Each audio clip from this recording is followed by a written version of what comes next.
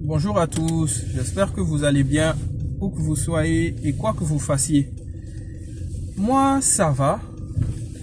Après une journée bien remplie, entre les obligations professionnelles et les projets personnels, on est content, on rend grâce à Dieu. Et on va encore parler d'entrepreneuriat, de projets, d'initiatives. Et parce que je pense que c'est la clé du développement personnel, du développement communautaire, du développement humain et du développement même entre les nations. Je suis très content du projet de bibliothèque sociale Boubacar et Modibo. Ça me fait penser en fait à une discussion que j'ai eue avec mon père. Il me disait en fait que c'était très difficile de développer un projet loin du Mali. Il me dit qu'il faut en fait être sur place pour développer ce projet. Une vérité sur laquelle je suis d'accord avec lui en fait. Mais ce jour-là, quand on a eu cette discussion, j'ai eu envie de lui prouver et de me prouver dans le respect, dans l'éthique, dans la fidélité à mes valeurs humaines et à mon éducation, de faire de telle sorte que je puisse réaliser quelque chose finalement qui contredit ce que lui m'a dit et ce que moi également je pense.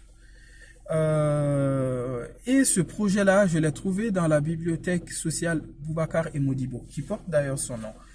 Parce que Boubacar et Modibo, c'est un nom plein d'histoire en fait. C'est un nom, le nom de ce projet est plein d'histoire parce que c'est le nom de mon papa et du papa de Madame Dougouré Zariatou.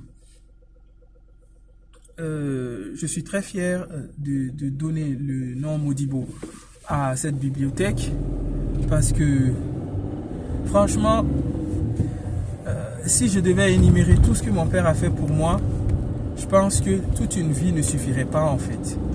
Et c'est là conformément à l'ordre intimé par le divin, à l'ordre confirmé également par nos valeurs culturelles, nos valeurs traditionnelles, nos valeurs ancestrales. Et plus je grandis, plus je me rends compte de la beauté de ces valeurs-là. Souvent, certains vont aller jusqu'à penser, mais toi, tu as,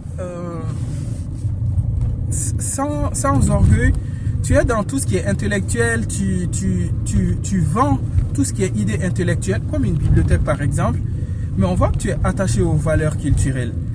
Et en fait, plus on apprend le savoir, plus on comprend finalement qui nous sommes et on arrive à la conclusion que nous ne pourrons devenir rien d'autre avant de commencer par devenir ce que nous sommes en fait. Je suis désolé, je risque d'éternuer parce que je suis un peu malade. Vous aurez remarqué, alhamdoulilah, mes vidéos sont pleines de spontanéité.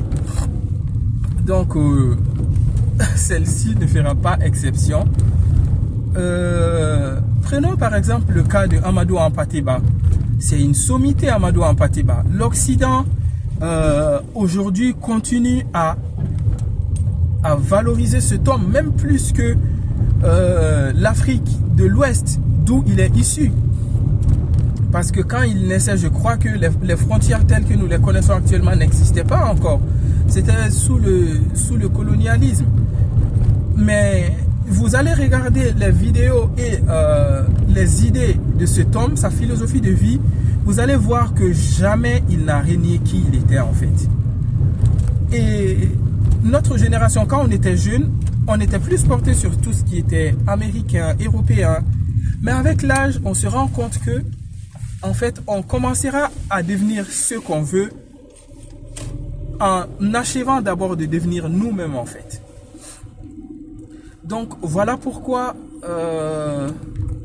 quand je regarde nos valeurs, les bonnes en tout cas, les salutaires, les ingénieuses, les lumineuses, les attractives, les fécondes, je ne peux que y adhérer en fait. Et vouloir inculquer cela même à la personne qui n'est pas de cette culture-là à la base. Et donc par cette volonté-là, j'ai eu envie dans le plus grand respect et surtout l'aide de Dieu de lui démontrer que c'était tout à fait possible de créer un projet loin du Mali. Parce que l'objectif, comme on dit, ce n'est pas la personne en fait en chair et en os, mais ce sont ses idées, ce sont ses intentions. Et en arabe, on va appeler ça la niya. C'est une notion très importante dans la culture islamique. Dans la culture chinoise, d'ailleurs le film de Mulan, je vous le recommande, on va appeler ça le Shi. Et cette volonté-là qui nous anime, c'est une volonté qui peut déplacer des montagnes. C'est une volonté en fait qui fait de nous qui nous sommes. Et je dirais même que c'est justement cette partie éternelle en chacun de nous. Qu'Allah me le préserve, qu'Allah vous le préserve et qu'Allah m'aide à l'exploiter ainsi que vous. Dans la protection, dans sa sauvegarde contre toute méchanceté, contre toute envie, contre tout mal que lui il a créé, que lui seul il sait en fait. Donc j'ai envie de vous dire que je suis très content du parcours symbolique et humble que fait la bibliothèque Boubacar et Modibo. Nous sommes de plus en plus sollicités, courtisés par des acteurs territoriaux qui voient en cela une aubaine.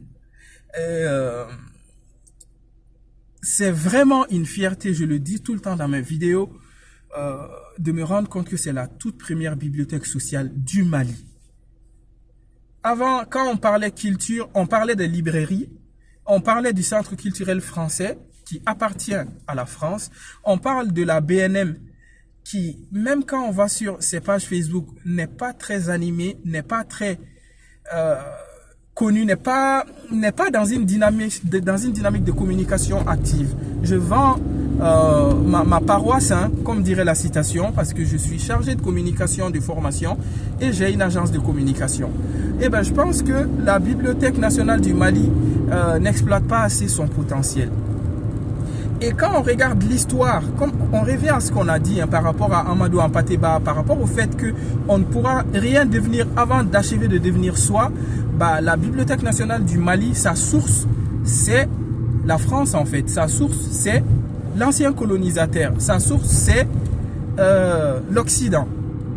Et quand je pense que nous, une bibliothèque faite par des Maliens, pour des Maliens, les Occidentaux, tout le monde, toutes ces personnes-là qui passent par Bamako, qu'on a créé une bibliothèque pour elles, j'en suis très heureux et je dis Alhamdoulilah, parce que c'est Dieu qui choisit qui il veut pour ce qu'il veut.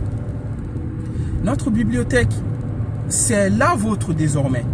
À vous de vous l'approprier. Nous avons commencé à mettre des tarifs spécifiques et adéquats pour chacun des acteurs. Les célibataires, les familles, monoparentales, normales, polygamiques, ça fait partie de notre société. Je vais le citer et je n'en ai pas honte. Les structures publiques, privées, les écoles, d'autres bibliothèques ou d'autres projets de bibliothèques qui veulent emprunter nos livres pour les reprographier, la bibliothèque est faite pour vous. Toute chose dans cette vie a un coût. Nous avons mis en place des coûts symboliques, mais elle est faite pour vous. Une entreprise, une association qui veut favoriser la scolarité des enfants, bah, vous pouvez souscrire à notre bibliothèque pour ces enfants-là à un tarif préférentiel. La bibliothèque a un projet d'inclusion. À travers cette bibliothèque, je vais également proposer des formules de formation parce que mon agence de communication fait de la formation dans le numérique, dans le digital et dans l'entrepreneuriat. Donc, nous allons vous offrir des possibilités de rêver, mais de rêver grand, de vous réaliser grâce à des actions concrètes, pas du rêve, pas du vent. Nous allons vous accompagner. Restez à l'écoute, restez connectés, de grandes choses arrivent. Au revoir.